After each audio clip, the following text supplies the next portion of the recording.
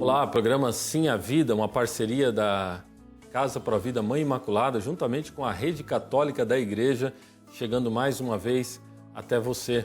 E no programa de hoje nós vamos falar sobre a mortalidade materna e o aborto. Quais são as verdades sobre tudo isso? O programa é imprescindível para nós, para entendermos sobre essa questão. Para isso, para podermos entender sobre essa questão da mortalidade materna e o aborto, nós temos como convidada, ela que está voltando aqui no programa Sim a Vida, veio aqui já o ano passado, a doutora Isabela Mantovani. Doutora Isabela Mantovani, ela é graduada em odontologia pela Unicamp, mas também é aluna de mestrado em saúde pública, também pela Unicamp, e tem especialização em estratégia de saúde da família. E ela participa de eventos, debates, formações a respeito da defesa da vida. Doutora Isabela, seja mais uma vez bem-vinda aqui ao programa Sim a Vida. Obrigada, padre, pelo convite de voltar, para a gente continuar conversando sobre essa questão que é tão importante, A questão do aborto e dos equívocos, que as pessoas afirmam em relação a ele. No programa anterior, que você esteve aqui o ano passado, nós tocamos sobre afirmações equivocadas, eu até diria mentirosas, de número de abortos que acontece, estatísticas e tudo mais. Agora nós vamos falar, está ligado com o fato, é a questão da morte maternas. Isso. Então, é apresentado assim, que as mulheres são as grandes vítimas e morrem milhares de mulheres.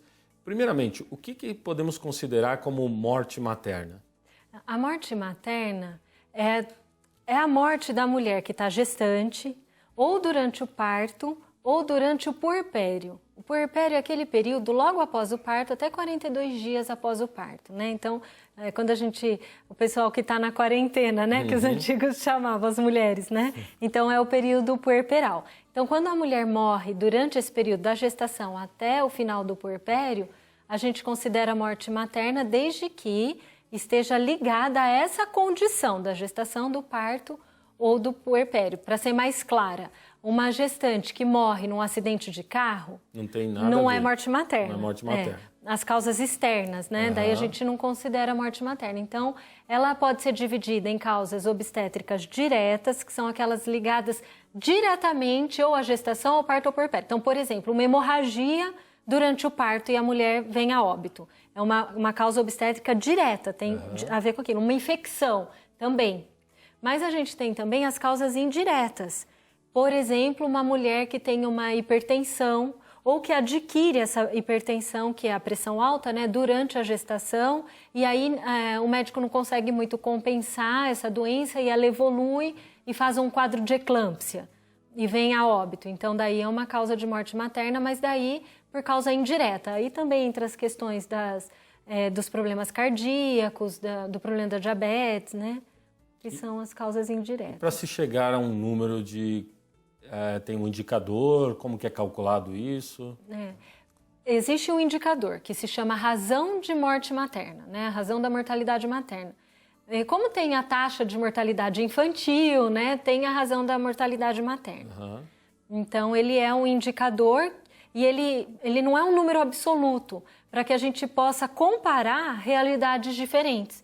Então, para eu poder comparar o Brasil com a Alemanha, por exemplo, a gente faz um cálculo que vira um indicador para poder comparar populações diferentes, com qualidade de vida diferente, para a gente balizar e poder comparar no mundo, E essa questão de morte materna, na sua área, ela é uma questão de saúde pública? É assim que é visto, a questão da morte materna? Sim, a mortalidade materna, ela é sim uma questão de saúde pública. Por quê, padre?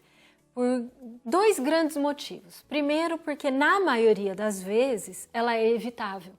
Na maioria, não em todos os casos. Mas é uma morte que não deve acontecer.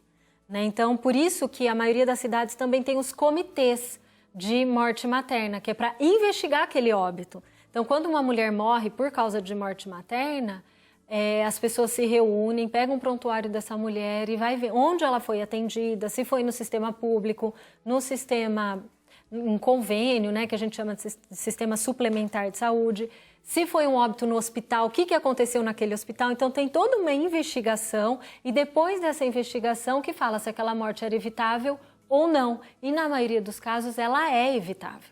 Esse é um grande motivo. E o outro também é que há estudos que mostram que a morte materna, embora o impacto dela seja pequeno, perto do número de mulheres que morrem. Então, para ficar mais claro, tem muito mais mulher que morre por câncer de mama, por câncer de colo de útero do que... Não tem nada a ver com a gravidez, nada a ver. Com a gestação. Que são os óbitos de mulher em idade fértil, que a gente chama. A morte materna, ela não é quase nada, ela é muito pequenininha perto dessas outras mortes. Mas mesmo assim, é importante a gente olhar para elas, porque ela, na maioria das vezes, é evitável e o problema social que ela gera é grande, porque normalmente a mulher, ela reúne a família, ela integra a família. E quando tem a morte da mãe, os filhos, tem estudo na África que mostra até a expectativa de vida dos filhos diminui quando a mãe morre. Então, o impacto social, a gente pode chamar assim, da morte materna é grande também. Então, ela é, sim, uma questão de saúde pública. Né? Para a gente definir um pouco melhor, o que caracteriza algo como questão de saúde pública? Porque várias questões são de saúde, né? Especificamente para dizer que algo é questão de saúde pública. Sim, então são aqueles agravos ou doenças que a gente pode propor políticas públicas para evitar, para diminuir, para controlar, né? E também aquelas que têm a ver com o ambiente. Isso é muito claro na saúde pública. Por exemplo, quando teve aí no século XVIII a questão da cólera, né? E aí teve um grande médico que fez essa ligação do ambiente com a disseminação da doença. A água que era tomada. Na Inglaterra, né? Ele fez essa ligação. Certo. Então, a saúde pública, ela trabalha muito com isso. A saúde de uma determinada população, num espaço, as características daquele território e quais são as políticas públicas que a gente pode propor para evitar, prevenir, diminuir aquela doença ou agravo, né? Muito bem. Então, agora nós vamos dar continuidade ao programa entrando nessa questão da morte materna relacionada com a questão do aborto. Isso nós vamos fazer no bloco seguinte, mas antes eu quero dizer para você, você pode ajudar essa obra, a Rede Católica da Igreja, a manter programas como este no ar. Você pode fazer isso entrando no site padrereginaldomanzotti.org.br ou então você pode ligar no telefone 41 é o prefixo 3221 6060 dígito 1.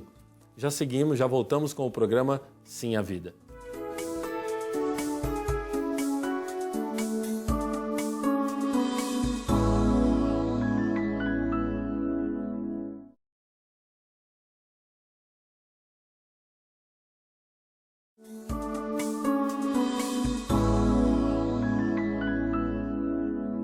Programa Sim a Vida de volta aqui na Rede Católica da Igreja. Estamos tratando de um tema polêmico e necessário que a gente entenda melhor esse tema. A mortalidade materna e o aborto. Qual a verdade dos fatos em tudo isso? Para nos ajudar um pouco a entender o tema, estamos aqui com a doutora Isabela Mantovani. Agora, trazendo um pouco mais, então, doutora Isabela, essa ligação dos fatos. Nós ouvimos com frequência que é fundamental que se legalize o aborto para diminuir a questão das mortes maternas. Existe realmente aí uma relação entre uma coisa e outra? Quando se coloca essa questão da legalização do aborto, né, e o impacto dela em relação à mortalidade materna, a gente poderia trabalhar com 3 hipóteses, né? A primeira hipótese é que, se o aborto é legal, diminui a mortalidade materna. A segunda hipótese que é a legalização ou não do aborto tem uma interferência nula em relação à morte materna. E a segunda a terceira que legalizar o aborto aumente a mortalidade materna. Seriam 3 hipóteses, né? E aí a gente tem que olhar para os experimentos naturais, né? O que seria isso? Aqueles países que já legalizaram o aborto e como que é a questão da morte materna nesses países. E aí, padre, a gente vê um cenário bem diverso, né? Tem tudo, todas as combinações possíveis a gente encontra. Então, dentro dos países que não legalizaram o aborto, a gente encontra países com a razão de mortalidade materna alta e países com a razão de mortalidade materna baixa. E dentro dos países que já legalizaram o aborto, inclusive há muitos anos, a gente também encontra as duas realidades. né? Países com a razão de mortalidade materna alta e países com a razão de mortalidade materna baixa. Então, aí a gente fica com a hipótese, que é a hipótese real, de que a diminuição ou aumento da mortalidade materna não perpassa pelo status da legalização do aborto, né? A legalização do aborto ela tem um efeito nulo para aumentar ou diminuir morte materna. Seria, quando defendem isso, eles estariam querendo dizer do aborto legalizado, então ele não é feito numa clínica de fundo de quintal, né? Geralmente a ideia por trás é essa, né? Que legalizando o aborto você teria uma clínica limpinha, arrumadinha, bonitinha, onde só uma pessoa iria morrer ali, só a criança, né? Temos que lembrar disso, que sempre alguém vai morrer naquela cama bonita. A criança vai ser cortada, fatiada e vai ser morta. Mas a mulher não seria morta. O argumento é esse, né, que está por trás. O argumento é esse. Eles inventaram aquela expressão de aborto seguro, né? Como se existisse aborto seguro, que é isso que o senhor está dizendo. Sempre alguém vai morrer. Então, como algum procedimento onde alguém sempre morre pode ser seguro. Exato. Né? E sem contar que o próprio aborto, ele traz questões físicas e emocionais para as mulheres, né? A doutora Elizabeth Kipman, no Congresso Nacional, ela trouxe isso com muita clareza, né? Que o aborto provocado, ele pode aumentar o risco de câncer de mama, de rotura uterina, de trabalho de parto prematuro nas outras gestações, sem contar os efeitos psicológicos. Psicológicos, né? Aumento de uso de drogas, de álcool pelas mulheres, etc. Doutora Isabela, então, e sem falar também que mesmo nas clínicas limpinhas, inclusive nos Estados Unidos, a gente volta e meia tem as informações de mulheres que morreram ali, nessas situações, nas clínicas limpinhas, arrumadinhas para o aborto. Mas então, eu gostaria de voltar na pergunta, então. O que de fato contribui, podemos dizer assim, que contribui para diminuir a questão da mortalidade materna?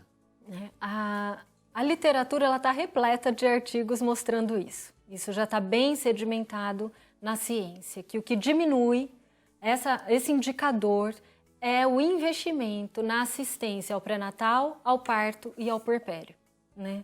Então, a mulher, ela precisa acessar o serviço de saúde. Ela precisa ter acesso no tempo que ela precisa, então, que é o tempo oportuno, né, que a gente chama. Não adianta só ela conseguir chegar no hospital, ela tem que acessar o cuidado na hora que ela está precisando. Mas não é só acessar, padre. É também ter acesso a um serviço de qualidade. Porque a gente vê realidades onde a mulher ela tem consulta de pré-natal garantida, ela tem acesso até a serviço de urgência, mas o cuidado que ela teve não foi suficiente. Então, é acessar o sistema e ter um cuidado eficiente, né, de qualidade durante a gestação, ao parto, ao puerpério. E os serviços de urgência também. É muito importante o investimento em serviços de urgências obstétricas. E o que os estudos têm mostrado, além da assistência a essa condição da mulher, o nível de escolaridade da mulher também influencia na mortalidade materna. Em que sentido aí? Porque daí a justificativa para isso é que não basta só você ter um sistema de saúde estruturado se a mulher não faz um uso efetivo desse sistema de saúde. Então, ela tendo mais escolaridade, ela busca mais, ela se preocupa mais. Exatamente. Ela sabe qual serviço de saúde ela vai buscar. Então, se ela está numa situação de urgência, ela não vai buscar os centros de saúde, que às vezes não tem o respaldo tecnológico disponível para cuidar dela em tempo hábil. Ela vai procurar o centro de urgência, né? O pronto-socorro. Então, o grau de escolaridade da mulher também contribui para ela conseguir usar com efetividade os serviços de saúde. E os serviços de saúde? Então, voltando nessa questão da relação entre a morte materna e o aborto, me parece que fica muito claro que, em vez de se investir o nosso dinheiro público, que o dinheiro público é o nosso dinheiro dos nossos impostos, né? Em vez desse dinheiro ser investido para favorecer o aborto, ele deveria ser investido em todo o sentido de proteção da saúde dessa mulher, né? Desde da saúde física mesmo, mas no sentido da saúde psicológica também, enfim. É aí que nós devemos e queremos ver o investimento do dinheiro público. Sim, e essa é a verdadeira luta que as mulheres têm que fazer. E não cair no conto da sereia das feministas, né? Que querem dizer o quê? Que legalizar o aborto protege a mulher. Na verdade, isso é muito cruel, né, padre? Porque o que protege a mulher é investir nisso que o senhor está dizendo, numa assistência adequada, né? E também investir depois em políticas educacionais, que a gente vê que a questão é mais ampla na questão da mortalidade materna. Acho que nós já, nesse programa, em outras oportunidades, com outros entrevistados, nós entramos nessa questão de uma crítica ao feminismo. Talvez algumas pessoas podem até achar exagerada, que o feminismo é um dos piores inimigos da mulher. Mas quando a gente vê isso, porque o feminismo traz uma bandeira ideológica que leva para a ideologia do aborto, do assassinato da criança, e a mulher fica desamparada até nesse sentido de saúde pública. Sim, ele acaba usando a mulher como degrau para chegar nos objetivos finais dele. Então, no fundo, existe uma instrumentalização da mulher. E eu acredito que tem muita mulher na ignorância, nos movimentos feministas e até reproduzindo o discurso, porque se engana, acha mesmo que existe uma preocupação genuína com a mulher. E não existe. Não existe. Existe uma preocupação com a ideologia. E aí, se para isso eu preciso instrumentalizar a mulher e usá-la como degrau para atingir o que eu quero, eu vou fazer, né? Por isso, fiquemos atentos, de modo especial você, mulher. Nós vamos para um breve intervalo e já voltamos ao programa Sim à Vida.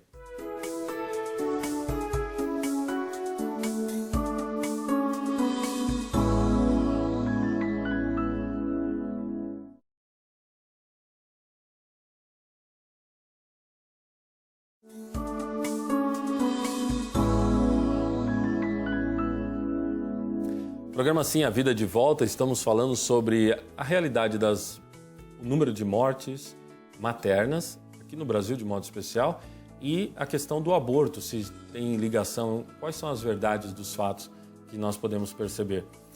Doutora Isabela, aqui nós entramos muito no campo aqui das estatísticas, das pesquisas que são feitas, né? Alguma outra pesquisa internacional que poderia corroborar com a gente para nos ajudar a entender essa questão, se há ligação entre abortos provocados e mortes maternas? Teve uma pesquisa até que foi publicada em setembro do ano passado, né, em setembro de 2015, falando um estudo sobre o México, né? Porque lá a gente já comentou aqui no programa que os estados têm uma liberdade de legislação, então dos 32 estados mexicanos, 18 eles não têm leis permissivas em relação ao aborto, né? E aí foi feito um estudo que mostrou que a razão de morte materna nesses estados que não permitem o aborto é menor do que nos estados que permitem. Inclusive, o que é menor é a morte de mulher por aborto provocado. Nesses estados que não permite o aborto, morrem menos mulheres por aborto provocado do que aqueles que militam pelo aborto querem dizer de aborto seguro. Ali morrem mais mulheres. Morre mais. Então podemos até, legalizou o aborto e está morrendo mais mulheres do que onde o aborto não é legalizado. Essa é a realidade do México. Essa é a realidade do México, provavelmente pode ser a nossa aqui também. Sim, aí a gente não vai poder afirmar que isso sempre vai acontecer, mas que a realidade do México hoje né? Isso foi publicado já numa revista científica. Bom, no Brasil, costuma-se, né? Mas eu lembro que foi muito forte no ano 2006, 2007, tinha até um dos nossos ministros da Saúde, o Temporão, ele era o ministro na época do governo Lula, e ele batia na tecla de que o número de casos de mortes maternas estava sendo enorme, por isso a questão do aborto como questão de saúde pública. Nós temos dados também até do próprio Ministério da Saúde que desmentem essa situação, não é? Sim, isso, padre, é mais um slogan, né? Como a gente falou no programa anterior que eu participei, né? Existem as afirmações que são mentirosas.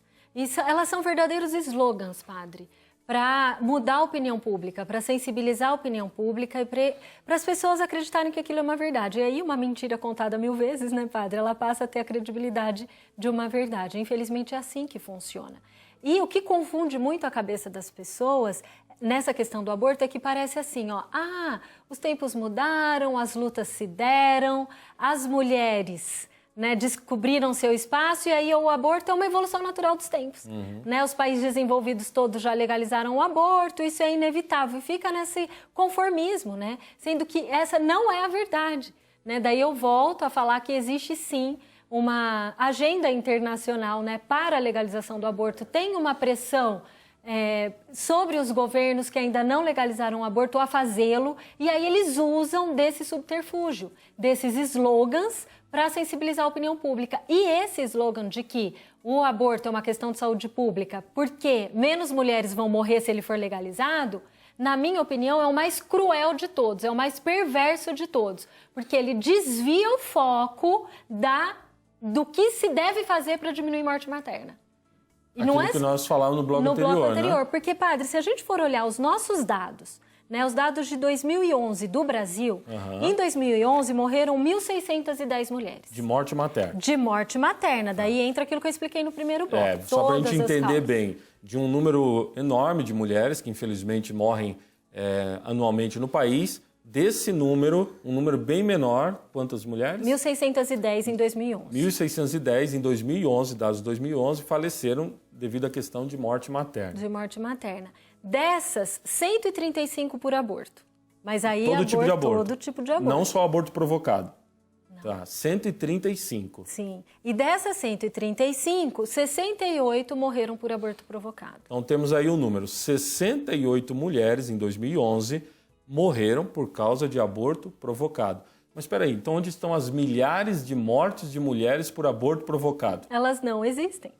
Porque um dos fatos vamos legalizar o aborto porque as mulheres não vão morrer mais. Que milhares morrem anualmente no Brasil. Mas parece que não existem essas milhares. Elas não existem. A realidade do Brasil a maioria das mulheres morrem porque querem ganhar os seus bebês. E não tem acesso a um sistema de saúde de qualidade para isso.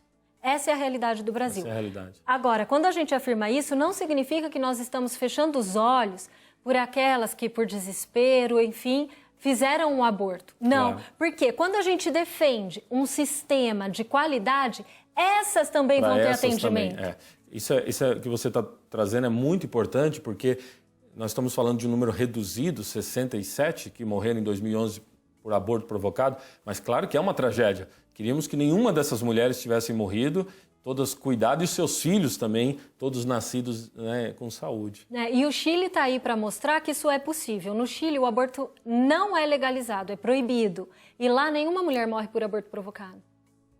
Por quê? Lá não tem aborto? Claro que tem. O aborto ele existe desde que o mundo é mundo em todos os lugares. Agora, lá ele tem um sistema mais estruturado. Então, se essa mulher ela entra numa urgência, ela tem acesso e ela não morre, ela é socorrida.